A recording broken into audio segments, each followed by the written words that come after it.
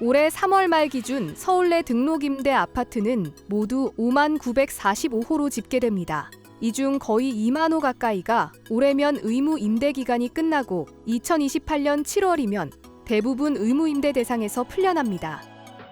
정부는 이 의무 임대가 말소된 아파트에 대한 양도세 혜택을 없애 매도를 유도하겠다는 구상. 하지만 현장에선 팔고 싶어도 팔 수 없다는 이야기가 나옵니다. 정부의 의도대로 매물로 나와도 문제인데요. 가뜩이나 전월세난이 심각한 상황에서 그동안 저렴한 가격에 임대 아파트에 살고 있던 임차인들이 내몰리게 됩니다.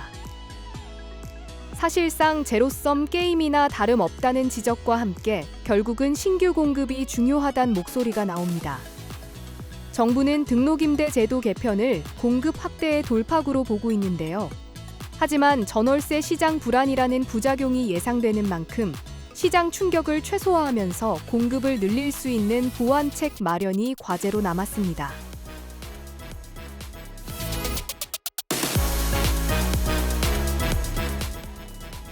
중소기업계가 한자리에 모여 내년도 최저임금 인상에 대한 우려를 쏟아내며 동결을 촉구했습니다. 노동계는 내년도 최저임금으로 시급 1만 2천 원을 요구하고 있는데요.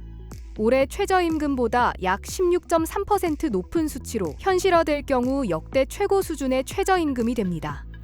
중소기업계는 내수 부진과 원가 상승으로 경영 환경이 악화된 상황에서 최저임금까지 오를 경우 고용 축소가 불가피하다고 주장했습니다. 특히 제조업계에서는 최저임금 인상이 단순히 신입 직원 임금 상승에 그치지 않는다는 점을 우려합니다.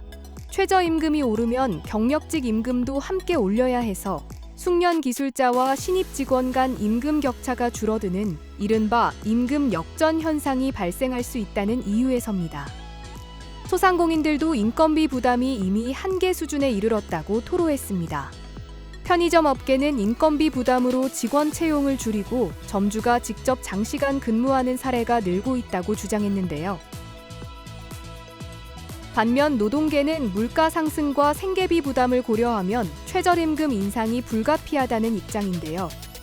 최저임금위원회는 향후 노사 간 격차를 좁히기 위한 논의를 이어갈 예정인 가운데 내년도 최저임금 수준을 둘러싼 공방도 계속될 전망입니다.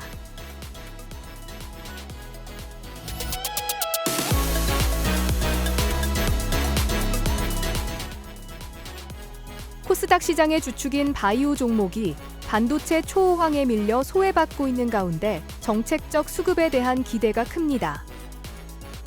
K바이오 백신 펀드는 2023년부터 5,800억 원 규모로 조성돼 7호 펀드가 성공적으로 결성되면 누적 조성액은 7,800억 원, 오는 2027년까지 1조 원 메가펀드 조성이 목표인데요.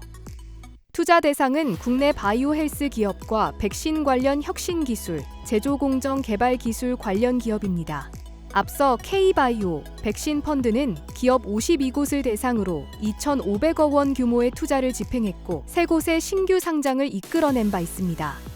복지부는 다음 달 임상 3상 특화 펀드도 운용사 선정을 앞두고 있고 연내 1,500억 원 규모로 조성할 계획인데요.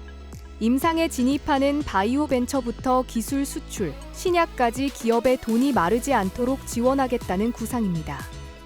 정부가 바이오 산업 육성 의지와 투자 마중물 역할을 강조하고 있는 시점에서 반도체에 밀려 주춤한 바이오 시장이 하반기 분위기 전환에 성공할 수 있을지 주목됩니다.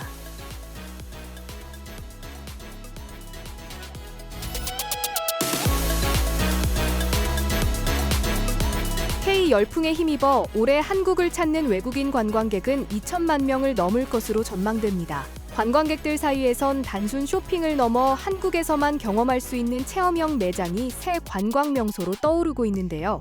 국내 한 화장품 브랜드는 매출 90%가 해외에서 나올 정도로 글로벌 인기가 높아 한국을 찾는 외국인들에게 K뷰티 관광 코스로 떠올랐는데요.